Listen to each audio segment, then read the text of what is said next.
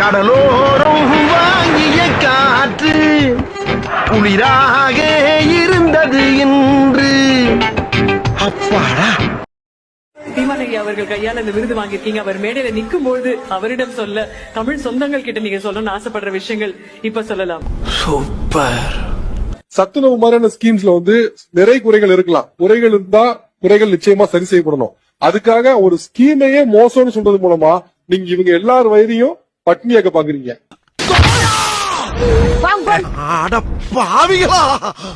வாயில சுவிட்ட வச்சு வெடிய அடியில வச்சுட்டீங்களா? அன்னைக்கு இவங்க யாருக்குமே சாப்பாடு கிடைச்சிடாம இருக்கும். சத்துணவு வேண்டாம், காலை உணவு திட்டம் வேண்டாம்னு யாராவது சொன்னானா அயோக்கியம் என்ன சொல்ற? அயோக்கியமா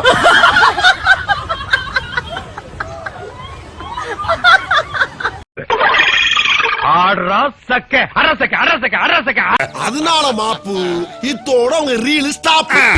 சந்திச்சிருவோம். நான் வரேன், நீ வந்துரு. உண்மையான பாண்டியரை சந்திச்சிருவோம். பசும்பொண்ணு என்னது உங்களுக்கு பட்டா போட்டு கொடுத்துருக்கா தம்பி? யாரும் வரக்கூடாது, உங்களை தவிர யாரும் உள்ள நுழையக்கூடாதுன்னு எதுவும் பட்டா போட்டிருக்கா? சரி நான் வரேன், நீ வா.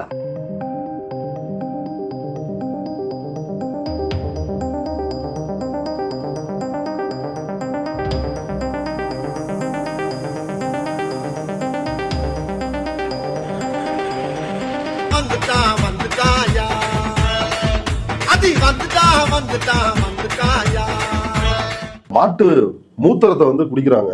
அது எனக்கு புரியவே இல்லை. மாட்டினுடைய கழிவு தான் மூத்திரம்.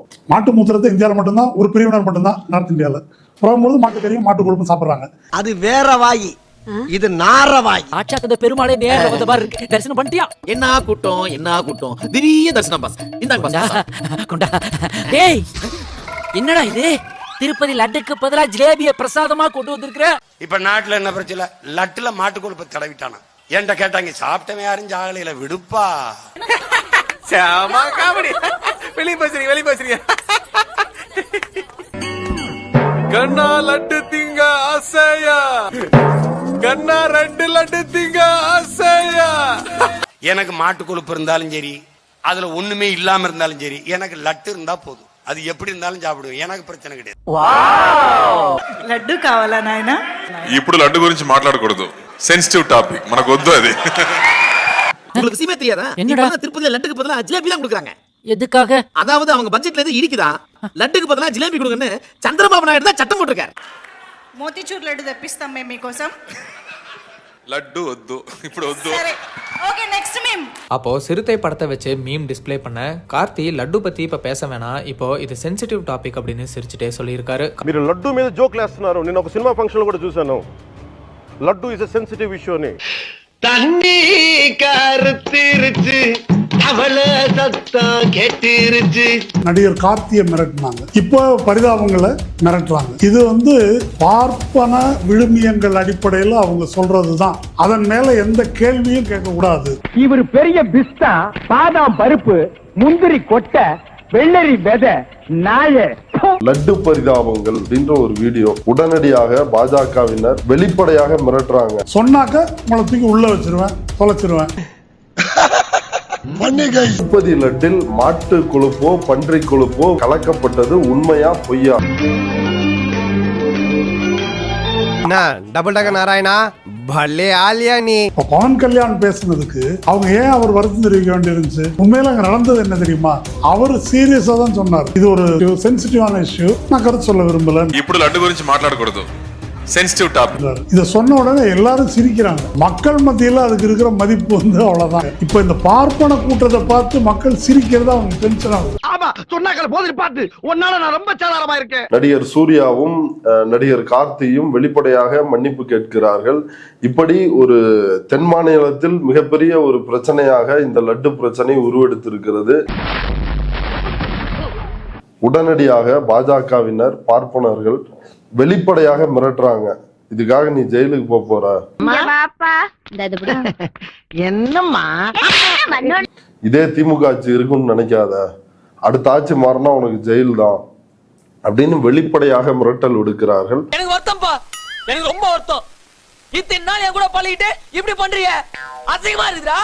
அந்த மிரட்டலை தொடர்ந்து அந்த வீடியோவை அவங்களே டவுன் பண்ணிக்கிறாங்க.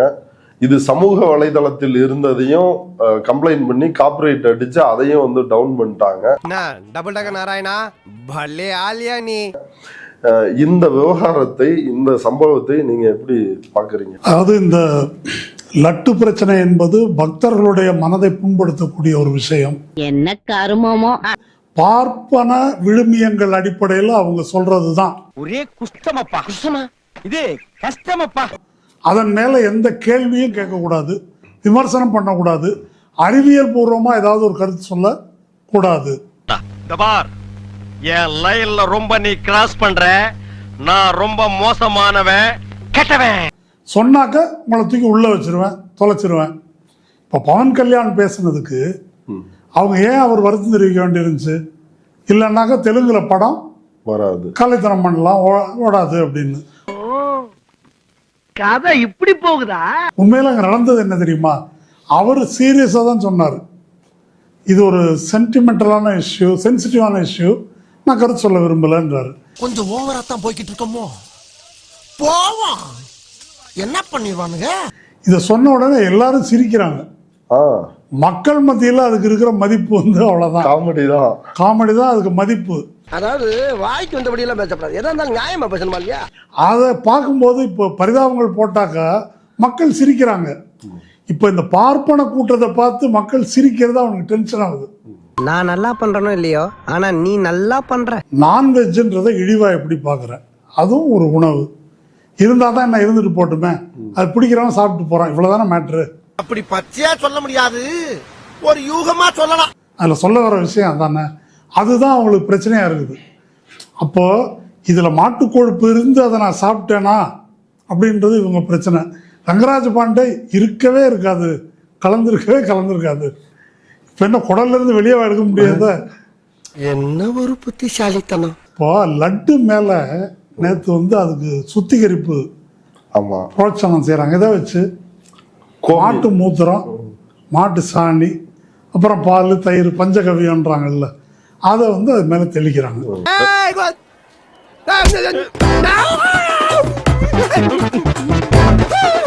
இது உலகத்துல இவனுக்காக சொல்லுங்க, இது கெட்டு போச்சுன்னா அதனால அது மேல சாணியும் மூத்திரத்தையும் தெளிக்கிறான் அப்படின்னாக்கா சிரிப்பானா சிரிக்க மாட்டானா? எனக்கு வர ஆத்திரத்துக்கு உங்க எல்லாரையும் சூளத்தாலேயே மூலத்தை வர வச்சிருவேன். இல்ல, ரெண்டாவது பல இடங்கள்ல மாட்டு மூத்திரத்தை வந்து குடிக்கிறாங்க. அது எனக்கு புரியவே இல்லை. மாட்டினுடைய கழிவு தான் மூத்திரம். இப்படி சோறு திங்கிறக்கு எவ்வளவு மானம் கட்டு போய் தெரிய வேண்டியிருக்கு தெரியுமா? பேசுறாங்க. அதை குடிக்கிறதுல வராத ஒரு அசிங்கம் மாட்டு கறி சாப்பிடுறதுனாலயோ இல்ல மாட்டு நெய் கலந்து இல்ல மாட்டு கொழுப்பு கலந்து ஒரு லட்டு தயாரிக்கிறதுனால எப்படி வந்துடும்? அவனுக்கு ரத்தம் காட்டினா நம்மள பயம் வரும். மாட்டு மூத்திரத்துக்கு உயர்தரமான மருத்துவ குணம் இருக்கு, கேன்சரையே குணப்படுத்துது அப்படின்னா அதுக்கு ஆராய்ச்சிக்கெல்லாம் பல 100 கோடி ரூபா ஒதுக்கிறாங்க குஜராத்தில். என்ன, மாட்டு மூத்திரம் விஷயத்தில் நம்ம தலையிடவே முடியாது.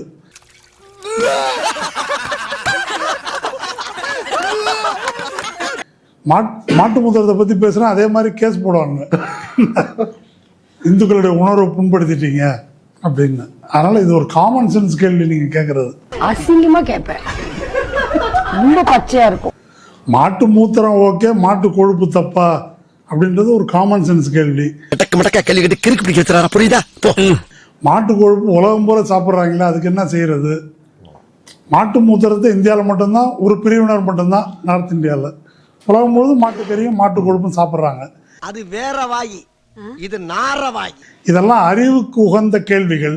இந்த கேள்விகளுக்கு அவரிடம் பதில் கிடையாது. என்ன முக்கியமான பிரச்சனைன்னா, அவங்க எதை ரொம்ப புனிதமானது, பயங்கரமானது, நம்ம பாரம்பரியம், சமஸ்கிருதத்தில் இருக்கு, சாஸ்திரத்தில் இருக்கு, வேதத்தில் இருக்கு அப்படின்னு சொல்றத நீங்க கலாய்க்கிறீங்க இல்லையா, அதுதான் அவங்களால தாங்க முடியல. ஆரம்பத்திலே உனக்கு அறிவு இருந்திருக்கணும், இப்ப வருத்தப்பட்டு என்ன பிரயோஜனம்? சமைக்கப்பட்ட ஒரு பொருளை பார்ப்பனர் அல்லாத வேற யார் கைப்பட்டு சாப்பிடக்கூடாது. நீங்க திருந்தவே மாட்டீங்களாடா. சமைக்காத அரிசி கேட்குறாங்கல்ல, அப்போ விவசாயம் நாங்கள் தானே பண்ணி கொடுக்குறோம், அதெல்லாம் ஓகே எங்களுக்கு. இப்படியே பறந்து போய்க்கிருந்தா மானந்தான் உன் தன்மானந்தான் பார்க்க. ஆனால் எது ஓகே இல்லை, சமைச்சது. பால் வந்து ஓகே, பாலை காய்ச்சி கொடுத்தீங்கன்னாக்கா அது ஓகே கிடையாது. அந்த மாதிரி ஒரு சின்ன எல்லை கோடுகள் இருக்குது. அதை தான் அந்த மாமி சொல்லியிருப்பாங்க.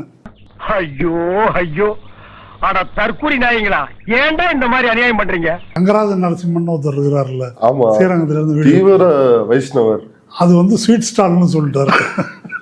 இதை விட வெங்கடாஜலபதியை கேவலப்படுத்த முடியாது. அது வந்து பிரசாதமே கிடையாது, நான் அதை சாப்பிட்றதே கிடையாது, அது பிரசாதம் அல்ல. அட படுபாவி பயல, முதல்ல சொல்லியிருந்தா இப்படியே போயிருப்பலடா நானு. அது பசு மாடு நெய்யே கிடையாது, அது எல்லாமே ஒரே ஃப்ராடு. தேவஸ்தானம் திருமலா திருப்பதி தேவஸ்தானம் அதுவே ஃப்ராடு. மொத்தமே ஒன்றும் சரி. ஏழுமலையானாவது உண்மையா இல்ல? ஏழுமலையானுக்கே ஒரு பிரச்சனை சொல்றாரு. ஏழுமலையான இவனை தூங்கவே விடுறது இல்ல. உன் வாழ்க்கை முடிஞ்சு போச்சு, இனி உனக்கு தந்தி தான்டா. அதாவது என்ன சொல்றாரு அவர்னா, காலைல 2 மணிக்கு ஓபன் பண்றாங்க கோயில, நடுராத்திரி 1 மணி வரைக்கும் வந்து. அப்போ எனக்கு கரெக்ட் தான் அவர் சொல்றது. சுப்பிரபாதம் எதுக்கு போடுறாங்கன்னு தெரியல. பெரும்பாலும் தூங்க விடுறதே இல்லை. தூங்க விடாது. சுப்பிரபாதம்ன்றது துயில் எழுப்புவது தானே. ஆஹா, இப்போ ஒரு அளப்பறை கொடுத்தா தானே தப்பிக்க முடியும். இவங்க சொல்லக்கூடிய பார்ப்பனியம், புனிதம், அதெல்லாம் ஒரு வியாபாரத்துக்காக, பணத்துக்காக, அதற்கு ஏற்றபடி எல்லாத்தையும் வந்து இவங்க மாத்திட்டு இருக்கிறாங்க. கண்டு விட்டாளையா, சூட்சமத்தை கண்டு விட்டாளே. திருப்பதி வெங்கடாஜலபதி கோயிலுடைய ஒர்த் என்ன? உலகின் மிகப்பெரிய பணக்காரர்கள்ன்றாங்க. என்ன லிஸ்ட்ல வரும்னு தெரியல. 3 லட்சம் கோடி ரூபாயா. எதுக்கு கொஞ்சம் எச்சரிக்கையா இருக்கணும் போட்டிருக்கேன்.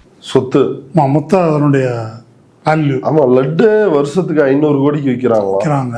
அப்போ அதனால லட்டு வந்து பிரசாதம் அல்ல, அது வந்து ஒரு வடை தயிர் சாதம். எனக்கு கேள்விப்பட்ட வரைக்கும் அது ரெண்டும் தான் அங்க படைக்கப்படுவது. பெரிய ராஜதந்திரி பாணி. தாந்திரியும் இல்லைங்க, மூந்திரியும் இல்லைங்கண்ணா, இங்க இருக்கிறது வெள்ள மனசுங்க. அப்புறம் மாட்டு கொழுப்பு கலந்துட்டேன்னு என்ன சொன்னீங்கன்னா, இருக்கிறாங்க பிஜேபி RSS காரங்களும் கலந்துருக்காங்க அப்படின்றது அந்த கமிட்டி. இதெல்லாம் வந்து போன வருஷம் ஒரு அப்பாயின்ட் பண்ண கமிட்டி. இது பெரிய மனுஷனா அப்படி இப்படி இருக்கத்தாயா செய்யும். எல்லாம் இந்த நாயால வர்றது 2 அப்பாப்பு. மன்னிப்பு கேட்டது, இந்த கூத்து. நடிகர் கார்த்தியை மிரட்டுறதுக்கு பவன் கல்யாணம்னு சொல்லியிருக்காரு. இனிமே சனாதன தர்மம் பத்தி எவன் பேசினாலும் அதுக்கு முன்னால 100 வாட்டி யோசிக்கணும். இவனை கொன்னிடலாமா? பவன் கல்யாணுக்கு சனாதன தர்மத்தின் மேல அவ்வளவு பிடிப்பு என்ன அப்படின்னு ஒரு என்னடான்னு கொஞ்சம் யோசிச்சு, அவ்வளவு தீவிரமா இருக்காரு என்ன அப்படின்னு ட்விட்டர்ல பார்த்தேன். இது மாதிரி 4 பேர் கேள்வி கேட்டிருந்தாங்கன்னா நாங்க திருந்திருப்போம் தம்பி. அவர் இதுவரைக்கும் 3 கல்யாணம் பண்ணியிருக்காரு. அற்புதம், ஆவாரம். இந்த கொழுப்பு கலந்துருச்சு அப்படின்றதுதானே உங்களோட பிரச்சனை. ஆமா. அப்போ இதை வந்து ஒரு புனித நிலைக்கு கொண்டு போறாங்க. அது மாட்டு கொழுப்பு எதுலையும் பயன்படல. கேப்சூல்ல மாட்டு கொழுப்பு இருக்கு. இப்போ டிசம்பர் சங்கீத சீசன் வந்தாங்க, மிருதங்க வாசிக்க போறாங்க. அது வந்து பசுமாட்டை அடிச்சு கொன்னு தயாரிக்கிற தோல். அதனால மாப்பு இத்தோட உங்க ரீல் ஸ்டாப். பசுவுடைய அந்த சாணத்துல ஸ்மெல் வரல, குட் ஸ்மெல், சானிடைசிங் கெப்பாசிட்டி இருக்குன்றீங்க. இன்னும் பல மருத்துவ பயன்கள், அறிவியல் பயன்கள் இருக்கு. நம்முடைய முன்னோர்கள் என்ன முட்டாளான்னு கேட்குறீங்க. ஓ, நீ அப்படி வரியா?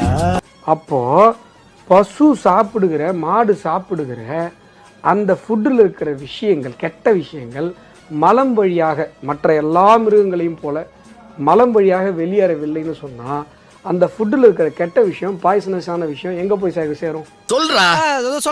ஏய், என்னடா விளையாட்டு காமிச்சிட்டு அடிச்சா சிலுவா கிழிஞ்சு சொல்றாங்க. அத சொல். மாட்டோட சதையில தானே சேரும், சதையில தானே சேரும். அதனால தானே அதை சாப்பிடக்கூடாதுன்ற ஒரு அறிவியலை நாங்கள் பின்பற்றுறோம். இந்த அறிவியல் உனக்கு புரியலன்னா விட்டுரு. சயின்டிபிக்லி இவன் வேண்டாம்னு எதுக்கு? இவன் நம்ம வீட்டுக்கு வேண்டவே வேண்டாம். இவனை உள்ள நுழைய விட்ட நம்ம பல பேரை இழக்க வேண்டியிருக்கு. ஜாக்கிரதை. இந்த வீடியோ உங்களுக்கு பிடிச்சிருந்தா கண்டிப்பா லைக் பண்ண மறக்காதீங்க. அப்படியே உங்க நண்பர்களுக்கும் ஷேர் பண்ணுங்க. நீங்க பண்ற ஒவ்வொரு லைக்கும் தான் இந்த வீடியோவை மற்ற நண்பர்களுக்கும் கொண்டு போய் சேர்க்கும். மறக்காம சப்ஸ்கிரைப் பண்ணுங்க. உங்க கருத்துக்களையும் கமெண்ட் பாக்ஸ்ல பதிவு பண்ணுங்க.